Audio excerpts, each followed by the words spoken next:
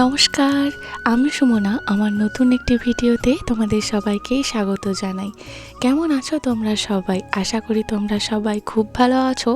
আমিও ভালো আছি। সকালটা শুরু হয়েছে, অশ্মি এখন ঘুমাচ্ছে, তাই ভাবলাম সেই ফাঁকে যাই একটুখানি সজনে ফুল কুড়িয়ে নিয়ে আসি।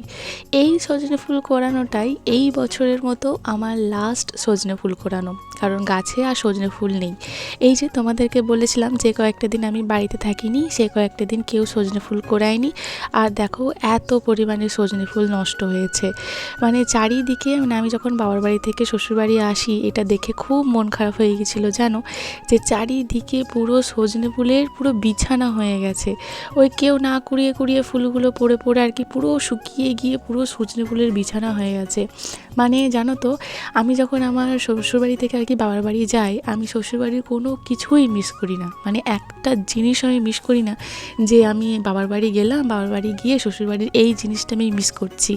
তো কিন্তু এই বছর যখন আমি এবারে যখন আমি আমার শ্বশুরবাড়ি থেকে বাবার বাড়ি গিয়েছিলাম, তখন এই সজনে ফুলগুলোর জন্য না আমার মনটা বিশাল কাঁদছিল। শুধুই মনে হচ্ছিল যে আমি জানি আমি চলে যাবার পর এই ফুলগুলো কিন্তু আর কেউ কোড়াবে না। আর যেহেতু এই জায়গাটা আমাদের ঘেরা থাকে, তাই ছোট ছোট বাচ্চাগুলো, মানে পাড়ার বা পাশের পাড়ার যে সমস্ত বাচ্চাগুলো আসে, তারাও কিন্তু এইখান থেকে ফুল কোড়াতে পারবে না। তো সেই জন্য আমি জানি যে আমি ছাড়া কেউ কোড়াবে না এই জায়গাটার, ফুলগুলো পুরো নষ্ট হচ্ছে।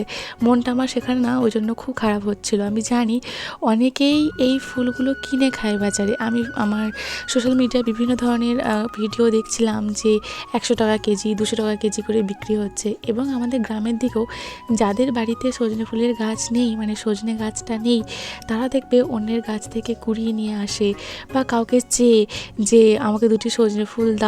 তো তারপর কিন্তু তারা এই সজনে ফুলটা খেতে পায়। আর তোমরা জানো যে সজনে ফুল এই সময়তে খাওয়া শরীরের জন্য কতটা উপকার। আর সেই সজনে ফুলই আমার বাড়িতে এরকমভাবে নষ্ট হয়েছে। মানে আমার এতটাই মনটা খারাপ হয়েছিল, মানে তোমাদেরকে আমি কি বলবো। যাই হোক, ওইদিকে যে কয়েকটা সজনে ফুল পেলাম সে কয়েকটা রেখে দিয়ে এলাম। আর জাস্ট গুটি কয়েক, মানে ওই 5-6টা মতো সজনে ফুল আমাদের এই তুলসী মঞ্চের এই জায়গাটাতেও পড়েছিল, তো সেটাকেও কুড়িয়ে নিয়ে গিয়ে রেখে দিয়ে এলাম। যতটুকু হয়েছে ততটুকুই আর কি আমার মেয়ের জন্য যথেষ্ট। রান্না ওইদিকে বসিয়ে দিয়েছি জানো, সজনে ফুলগুলোকে কুড়িয়ে নিয়ে এসে তা করতে করতে অশ্মি উঠে গিয়েছিল। আর অশ্মি উঠে যাওয়ার পর সে তো তোমরা জানোই যে সংসারের কাজগুলো যেখানে করছিলাম, তো সেখানেই বন্ধ রেখে ওকে কেয়ার করতে হয়। অশ্মি উঠলো, জল খেলো, একটু বায়না করলো, আমি একটু জলখাবার বানালাম। যদিও আজকে জলখাবারে সেরকমভাবে কিছু বানাইনি। আমার শাশুড়িমা বললেন যে আজকে আলু সিদ্ধ বানিয়ে দাও, আলু সিদ্ধটাই সবাই মিলে খাবে, মানে ওই মুড়ি দিয়ে আর কি। তাই আজকে আমি আলু সিদ্ধই বানিয়েছিলাম।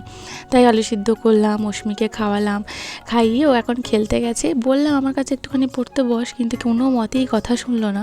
তো চলে গেল খেলতে। ও খেলতে যাওয়ার পরই উনুনটা ধরিয়ে ভাতটা বসালাম। তো ভাতটা বসানোর মতোই অতটুকুই জল ছিল, আর বাড়িতে জলই নেই। তো যদি কারেন্ট চলে যায়, যদি লোডশেডিং হয়ে যায়, তাহলে তো সমস্যা হয়ে যাবে। আর তোমরা জানো যে এখন জানো বোরো ধান চাষ হচ্ছে, তোমরা তো দেখেইছো।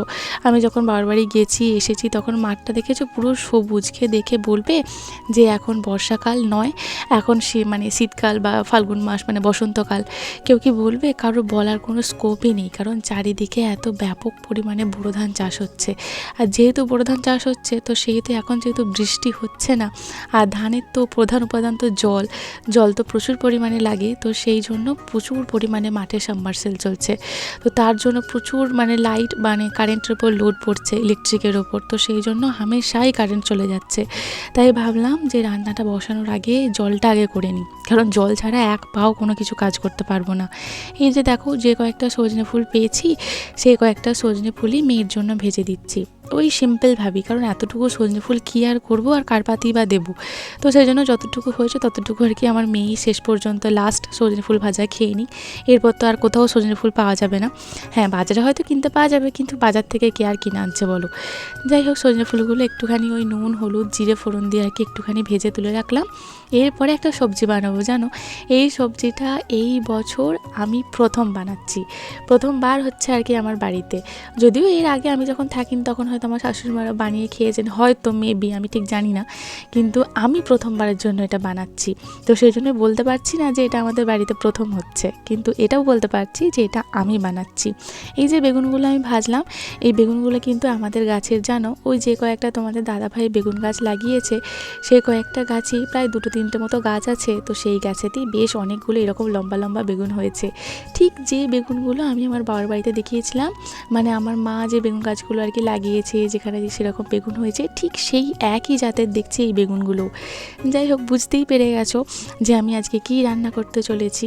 ডাঁটা, একদম আমাদের গাছের নরম নরম কচি যে ডাঁটাগুলো হয়, তো সেই ডাঁটাগুলো আমি আমার শাশুড়ি মাকে বললাম যে একটু বেশি করে সজনে ডাঁটা দিতে, কারণ এগুলো রান্না করার পর না একদমই কমে যাবে। আর আরও বেশি করে দিতে বলা এই কারণে, তার কারণ এই রান্নাটা অস্মিরানি খাবে, আর যখন ডাঁটাগুলো একটু মোটা হয়ে যাবে, মানে একটু ছিবড়ে টাইপের হয়ে যাবে, তখন তো ডাঁটাগুলো আমরা খেতে পারবো, কিন্তু আমার মেয়ে খেতে পারবে না, কারণ ওই ছিবড়ে হয়ে যাওয়া মোটা শক্ত ডাঁটা আমার মেয়ে খেতে পারে না। আর এই কচি নরম ডাঁটা অস্মি খুব সুন্দরভাবে খেয়ে নেয়, যেটা আমি আগের বছর থেকেই লক্ষ্য করেছি। তাই সেই জন্য আমার শাশুড়িমাকে বললাম যতদিন আর কি ওকে আমি এই নরম থাকতে থাকতে খাওয়াতে পারি, তো একটু বেশি করেই দিতে। তাই উনি একটু বেশি করেই দিয়েছেন আমার কথা মতো। তো এখানে বিট, গাজর, আলু আর এই ডাঁটা, এই সমস্ত কিছু দিয়ে আর বেগুন দিয়ে একটা সবজি বানাবো। যদিও ডাঁটা আলু বেগুনের তরকারিটাই চল আছে, কিন্তু বাড়িতে যেন অনেক বিট হয়েছে, মানে আমার শ্বশুরমশাই যে সমস্ত চাষ করেছেন না, তো সে মাঠেতেই তোমাদেরকে একদিন দেখিয়েছিলাম, তো সেখানে অনেক কিছু সবজি চাষ করেছেন, তার সাথে সাথে বিটও চাষ করেছেন।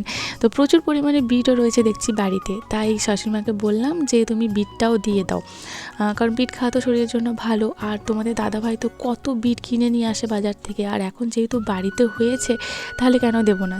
মানে চেষ্টা করছি বা চেষ্টা করব প্রত্যেকটা রান্নাতেই একটু একটু করে দিয়ে শেষ করে ফেলার, শরীরের জন্য উপকার হবে।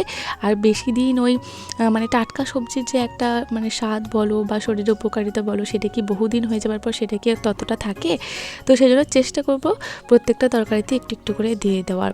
আর সমস্ত মশলাগুলো এখানে কষিয়ে দিলাম। আর দেখতে পেয়েছো যেখানে আমি রান্না করছি সেই জায়গাটা কতটা রোদ, মানে বেসিক্যালি বলতে পারো যে সকালের একটা সময় প্রায় ধরো 11:30-12টা পর্যন্ত যতক্ষণ আমি রান্না করি, এই রোদটা পুরোটাই আমার গায়ে লাগে। আর এই দিনই আমার সেদিনে প্রচণ্ড মাইগ্রেনের ব্যথা হয়েছিল সন্ধ্যে থেকে। আমি বুঝতেই পেরেছিলাম যে আমার মাইগ্রেনের ব্যথা আজকে হবে, কারণ রোদের জোরটা এতটা পরিমাণে ছিল আর আমার গা হাত পা পুরো জ্বলে যাচ্ছিল। এটার একটা ব্যবস্থা করতে হবে, তোমাদের দাদাভাইকে আমি বলেছি, সে বলেছে করে দেব, কিন্তু তার না বড্ড সময়ের অভাব, কখন যে কি হবে জানি না আমি। যাই হোক, মশলা কষিয়ে জলটা ঢেলে দিয়ে একটু বেশি করে উনুনে আর কি ওই জ্বালন দিয়ে আমি এখন যাচ্ছি অস্মিরানিকে আনতে, কারণ তাকে এখন স্নান করাবো, কিছু একটা খাওয়াবো। প্রায় 11:45 মতো বেজে গেছে, আর আমি জানি যে অস্মিরানি কোথায় আছে, ছোটো ঠাম্মিদের বাড়িতে। এসে দেখলাম এই যে দেখো ছোটো ঠাম্মিদের বাড়িতে ওর জুতো, তো ওখান থেকে ওকে নিয়ে এলাম। আমি আসার আগে, আমি গেলাম ডাকতে, আমি আসার আগেই দৌড়ে দৌড়ে চলে এলো বাড়ি।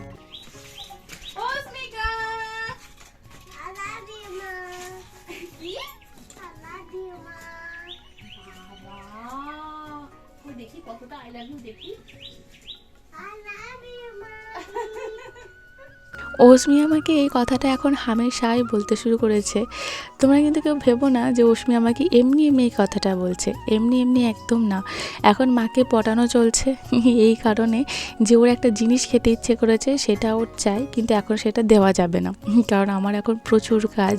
মেয়েরা সেই কখন সকালবেলায় জল খেয়েছে, তাই ভাবলাম একটু জল খাইয়ে দিই। কিন্তু মহারানীকে বললাম একটা গ্লাস নিয়ে আসতে, এখানে কোনো গ্লাস নেই, কিন্তু উনি বলেছেন যে উনি এই বাটি করেই জল খাবেন। আজকে দেখো মা মেয়ের কীরকম, তোমরা একটু আগে লক্ষ্য করে দেখলে আমিও কিন্তু রান্না করতে করতে কোনো কিছু না পেয়ে বাটি করেই জল খেলাম, কিন্তু আমার মেয়েও এসে এই বাটি করেই জল খাচ্ছে। যখন আমি অস্মিকে এই বাটি করে জল খাওয়ানোটা মানে ও জেদ করছে, তখন মনে হলো যে মা মেয়ে আজকে সেমই হয়ে গেলাম রে। তো ওকে বললাম যে তুই গ্লাস নিয়ে আয়, আমারও কুড়েমি করে গ্লাস নিয়ে এসে জল খাওয়া হলো না, হাতের কাছে যা পেলাম তাই নিয়ে জল খেয়ে আর কি জলের তেষ্টা মেটালাম। অস্মির ক্ষেত্রেও তাই, একটু খাবো না করছিল, একটু জোর করি আর কি খাওয়ানো, জল কী আর করবো বলো, একটু জল তো খাওয়াতেই হবে। আর যে হারে গরম রোদ তাপ পড়েছে, আমার তখন ভীষণ একটা ভয়ের বা আতঙ্কের জায়গা তৈরি হচ্ছে যে অস্মি এখন স্কুল যাবে, আর কিছুদিন পর থেকে কী যে হবে ভগবানই জানে। চলো, ওদিকে রান্নাটা কিছুটা সামলেছি, এখন অস্মিকে স্নান করাবো। অস্মি এখন খেলা করছে, আর আমি এখন বাড়ির ভেতরেতে গেলাম তেলটা আনতে। আর ওকে তো তোমরা জানো আমি একদম খাঁটি সর্ষের তেলটাই মাখাচ্ছি, বা এখনও মাখাই। কলার হাটটা দিলেন ছিঁড়ে। হুম, ছিঁড়ে দিয়েছে। ছাড় দেখি সর। এই যে নাভি শঙ্কটাকে চিবিয়ে চিবিয়ে চিবিয়ে চিবিয়ে এই হাল দেখি, সব ছিঁড়ে ফেলেছে। ছাড়। এটা আমাকে দিয়ে দাও, আমার জিনিস, আমার জিনিস এগুলো। হাতে পায়ে লক্ষ্মী আমার মেয়ের। এই যে হাতটার ওপর কত যে অত্যাচার চলে সে শুধুমাত্র আমিই জানি। সারাক্ষণ যদি চিবাতে থাকে তাহলে ওই হাতটারই আর কি দোষ। যাই হোক, অস্মিকে অনেক কষ্টে আমি রাজি করিয়েছি, স্নান টান করিয়ে দিয়েছি যে তুমি এবার পড়তে বসো। এনাকে যে পড়তে বসানো কী যে যুদ্ধ সে একমাত্র আমিই জানি। ওদিকে সবজির প্রায় সবই সিদ্ধ হয়ে গেছে, তো এখন আমি ওটাকে যা সাঁতলে নেওয়া বলে না, আমরা এখানে সম্বরে দেওয়া বলি, তো ওটাকে একটুখানি ফোড়ন দিয়ে নেবো আর কি। তো যাই হোক, তোমরা না বেশ কয়েকদিন আগে আমাকে বলেছিলে কেউ একজন যে অস্মি কীভাবে পড়ে তার একটা অরিজিনাল ভয়েস দিতে।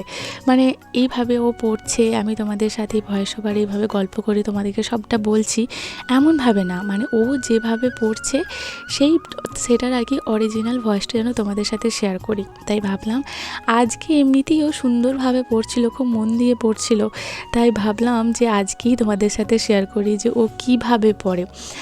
তবে হ্যাঁ, আজকের এই ভিডিওটা দেখে আবার ভেবে ফেলো না যে অস্মি লক্ষ্মী মেয়ের মতো এইরকমভাবে রোজ বা সব সময় পড়ে। একদমই না, প্রচুর দুষ্টুমি করে, কিন্তু ওই 10 বারের একবার হয়তো মন দিয়ে পড়লো। এই বয়সের বাচ্চাগুলো তো এইরকমই, তবুও আমি অতটা বেশি জোর ওকে আমি দিই না, যতটুকু নিজের ইচ্ছায় পড়ে ঠিক ততটুকুই পড়ে। সবজিটা আমার বানানো হয়ে গেছে, এই তার উপরে না আমার শাশুড়িমা বলেছিলেন একটা গুঁড়ো মশলা দিয়ে দিতে ওপর থেকে, ওই সর্ষে 5 ফোড়ন এই সমস্ত গুঁড়ো আর কি, তো সেটাই দিয়ে দিলাম। ব্রিঞ্জাল, ক্যাবেজ, এটা কি? ওটা cauliflower. Cauliflower, pumpkin, cabbage, carrot, radish, tomato, peas, motor bike, bus, bicycle, truck, aeroplane, jeep, train, van, helicopter. বাহ, তারপর পাতা তো উল্টো বা, ঠিক আছে উল্টো। ABCD গুলো তো বলা হয়ে গেছে, এবার কি করে বলবো? না একশোটা বলি না, এগুলো শুধু বলি ব্যানানা, গোভা, অ্যাপেল, এটা কি? পিয়ার, পাইনাপেল, কোকোনাট, বাহ, পমিগ্রেনেট, কাস্টার্ড অ্যাপেল, বাহ। লিচু, পাপায়া। বাহ, ভেরি গুড। আমি এগুলো বলতে পারি। সব পারো, বলো। এটা কি? কোনটা মা? না, আগে এগুলো বলতে হবে, বলো। হ্যাঁ ঠিক, বলো। পিজন, প্যারট, সোয়ান, আউল, এটা কি? ডাব, প্যারট, বাহ, কিংফিশার, ভাইরা, ভাইরা আবার কি? এটা কি? হালচার, ভালজার, পিকক, টাইগার, লায়ন, লায়নের পর কি আছে? লায়নের পরে কই লায়ন কই? হ্যাঁ, লায়নের পর কি আছে? লায়ন, ভালুক, ভাল্লুকের ইংরেজি কি? বিয়ার, বিয়ার। বিয়ার মানে? ডিয়ার মানে? বিয়ার মানে ভাল্লুক, আর ডিয়ার মানে হরিণ। বিয়ার মানে ভাল্লুক, ডিয়ার মানে হরিণ। এই কি? আমার মা তো আমাকে দাও না। কি দেবো? ওই যে চেষ্টা খেলে সেটা আমাকে দাও না। তরকারি খাবে তুমি? হ্যাঁ। আচ্ছা, দিচ্ছি। তুমি পড়ে নাও, আমি তারপর দেবো। ও মা, মা, একটু তরকারি দেবে, তারপরে ঝোল দেবে। ঠিক আছে, তাই দেবো। তুমি পড়ো। মা এটা কি?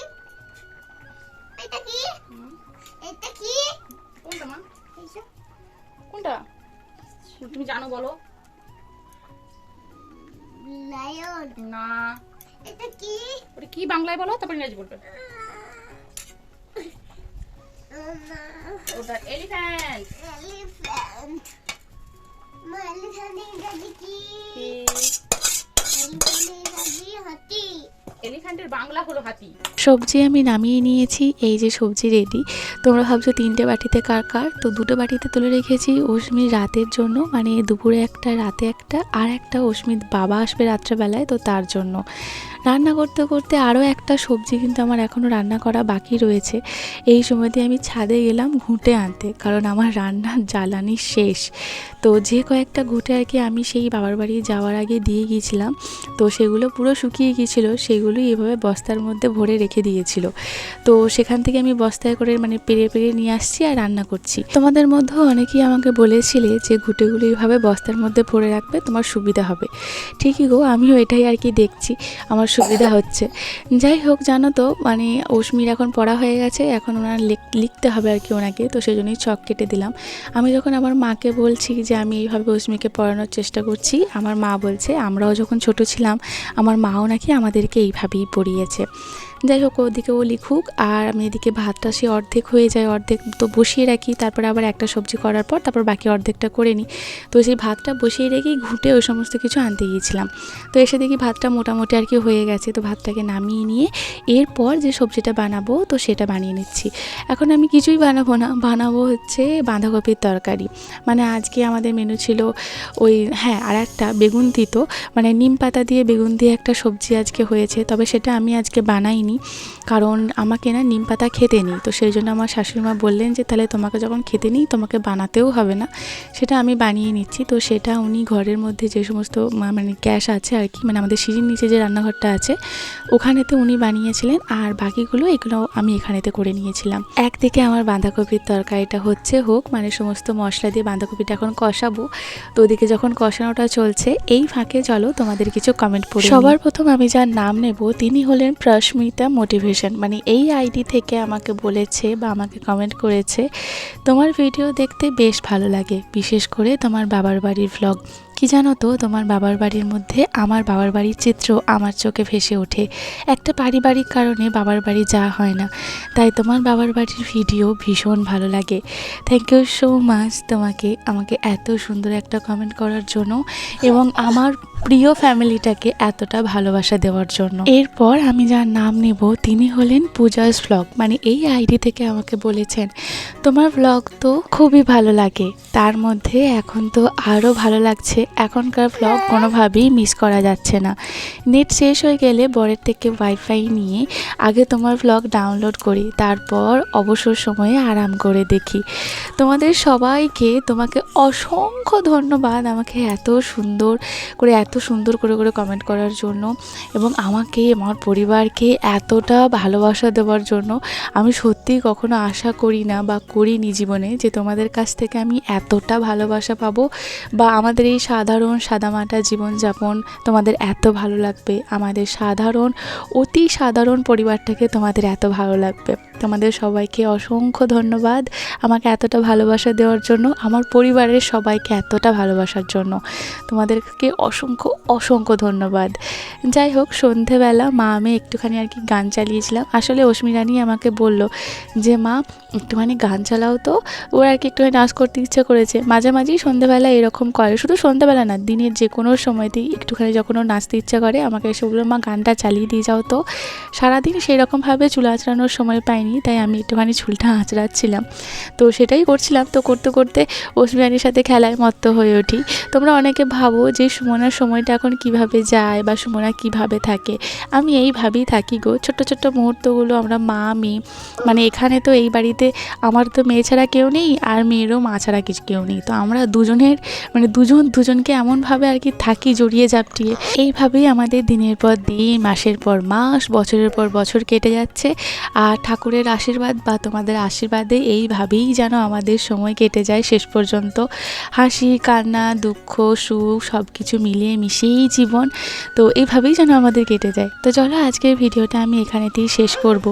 এই ভিডিওটা হয়তো তোমাদের খুব ভালো লেগেছে। যদি এই ভিডিওর মধ্যে তোমাদের কিছু অন্তত ভালো লেগে থাকে তাহলে প্লিজ ছেড়ে যাওয়ার আগে আমার চ্যানেলটা কিন্তু অবশ্যই সাবস্ক্রাইব করে নিও।